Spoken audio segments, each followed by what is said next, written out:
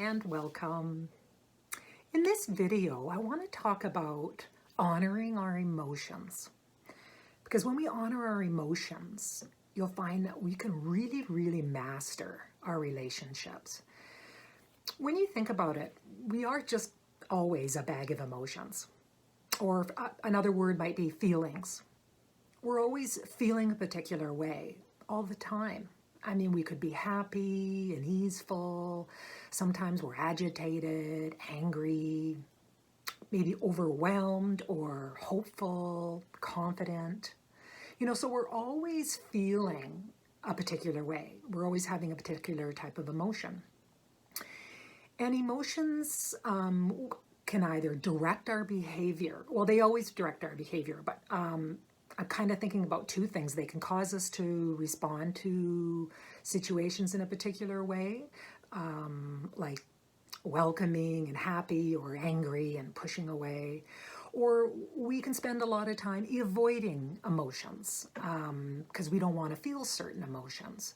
So what this means is emotions are always affecting our relationships, our relationship with others in our life, our relationship with ourselves, and how we handle what other people speak to us or the behaviors they present to us, our relationship with how we're feeling inside and whether we want to welcome that or push that away, or are we struggling with it? Is it, are the feelings we have inside easy to be with or difficult to be with?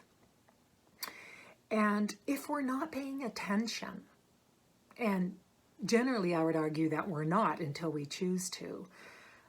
Emotions are choosing us. They're directing our behavior, right? In a sense, it's sort of this habitual way we show up based on our emotions. So it's different for everybody, but, if for some people, if they're angry, they might, shout or get short with people around them because anger is the emotion that's dominant.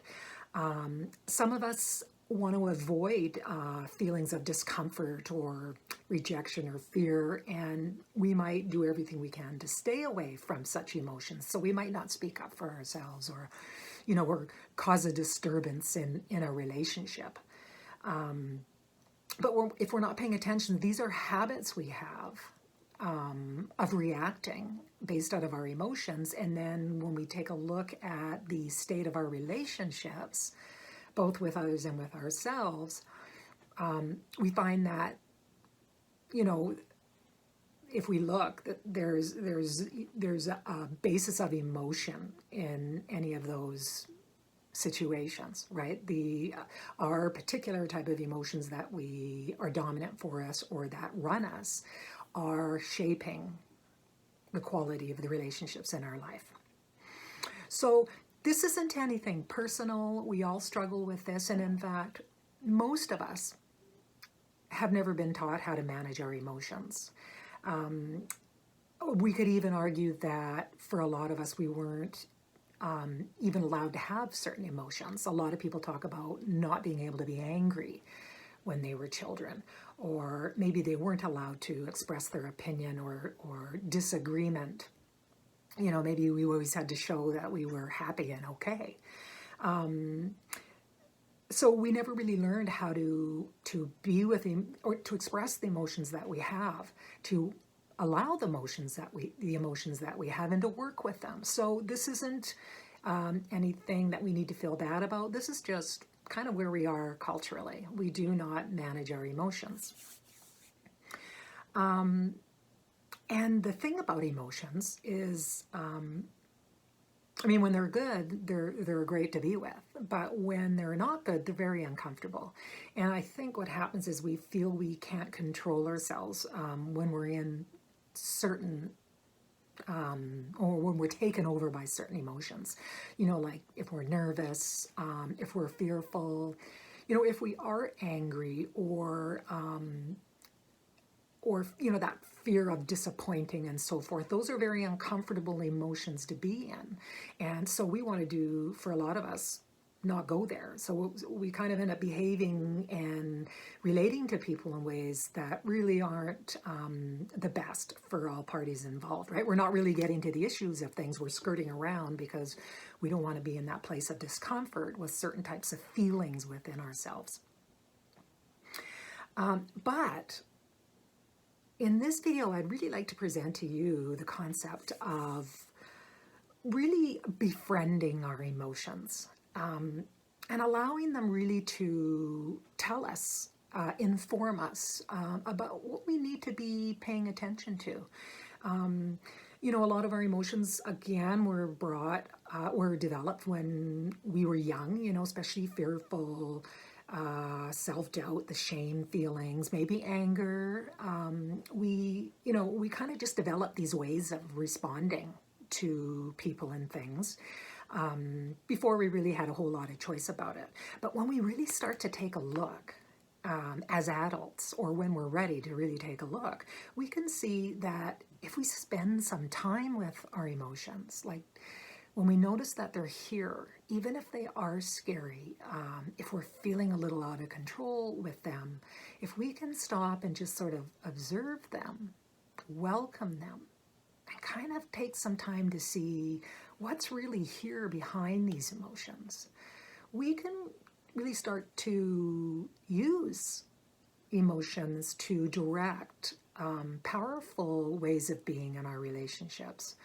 And this is a process. This isn't something that happens overnight. It's a lifelong process, and it's an endless path of learning about ourselves.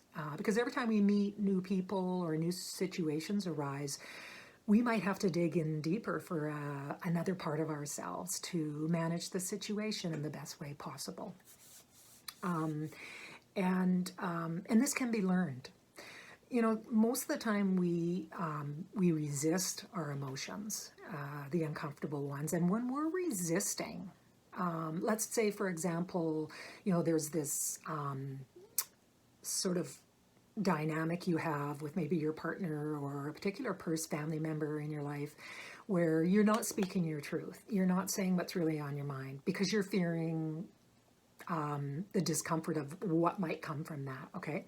So we get into that resistant mode. We don't want to go there. And what that does is that it literally shuts off parts of our brain that allows us to think of creative ways to manage a situation like this. We actually just sort of go into more of a fear mode, and our bodies are shutting down, crunching up, and we're limiting our ability to manage this situation in a new way, right? We just go into the habit. It's just it just turned out that way again, right? Oh God, it's another lousy interaction with that person, and I'm angry with myself for not speaking up, and right, that whole thing. But if we can allow these feelings, when it comes up, for example, and sit with it for a bit, see what it has to say to us, then from that wisdom, and this again is where this inner wisdom is, it is really very much rooted in our emotions. When we can sit with the experience and see what it has to say to us and ask questions, like, what do I need? What am I afraid of here? What can I do for myself at this point?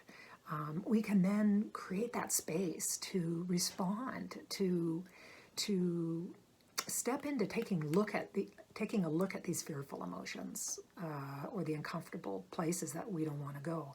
Now, of course, sometimes we need to react in a situation immediately, but for the most part, we really don't have to. We can not make a decision in the moment and step back and do some reflecting over the situation.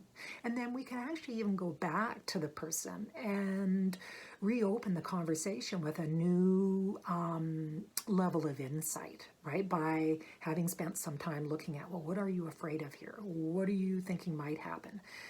What can you do for yourself? Okay, so we can work with our emotions. We don't need to push them away. We can welcome them in, have a relationship with them. They're here. See what they have to tell us. Maybe it is things that we have to face in life in order to move forward in a more productive way, to be a healthier, balanced beings. But when we choose this, it can be so liberating, so freeing for us to create the relationships and the relationships with ourselves, with people, with situations that we encounter. It frees us to manage things differently, to in a way that we feel like we're growing, we feel like we've done our best, we've communicated with the other person, and a whole new possibility of relationship opens up. And I'm not talking about here, when I say master your relationships, which I alluded to at the beginning, it's not about being perfect. It's about a process. It's about constant growing and evolving and freeing ourselves up so that we can enjoy, believe it or not, being vulnerable. And when I say vulnerable, this means about stepping into our fear, into our uncomfortable situations. But now with having a trust in ourselves that we can take a look, we can see what we need. And maybe we need support. Maybe we need therapy. Maybe we need a coach. Talk to a friend. But instead of just pushing away and shutting out the uncomfortable emotions, we can now welcome them in, have a look at them, see what we need, and then move forward, respond, take action, take care of ourselves. Life is always going to be providing us challenges. Life is just a challenge. But when we can really befriend our emotions, when we can really see them as an experience that's trying to tell us something, we can really find super strength in ourselves and trust in ourselves that we can handle pretty much any situation we encounter. So I'm so glad to be able to share this with you today. And if you need any support in your relationships with your emotions and how they're affecting the relationships in your life, and you'd like to explore that, book yourself a free mini coaching session with me, and I'll leave a link for that below. And as well, join my Facebook group. And I've also created a guided body scan meditation as a free download, and I'll leave a link for that below this video as well. So, as usual, thank you so much for being here. And in the meantime, please do take care, and we'll see you next time.